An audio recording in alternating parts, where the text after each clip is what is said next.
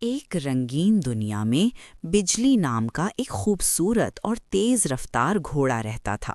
بجلی عام گھوڑوں جیسا نہیں تھا، وہ باتیں بھی کر سکتا تھا اور خواب بھی دیکھتا تھا۔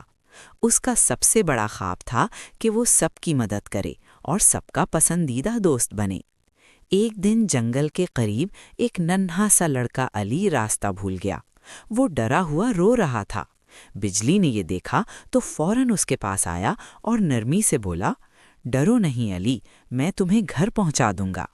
علی خوش ہو گیا اور بجلی کی پیٹھ پر بیٹھ گیا۔ بجلی کی رفتار سے دوڑا، پہاڑ، ندی اور سرسبز میدان عبور کرتا ہوا۔ راستے میں پرندے گاتے، تتلیاں اڑتیں اور منظر بالکل فلم جیسا لگتا۔ اچانک ایک گہری ندی آ گئی۔ علی ڈر گیا۔ بجلی نے مسکرا کر کہا، حوصلہ رکھو، ہمت کرنے والوں کی کبھی ہار نہیں ہوتی، اور ایک زبردست چھلانگ لگا کر ندی پار کر لی۔ آخر کار وہ علی کو اس کے گھر لے آیا۔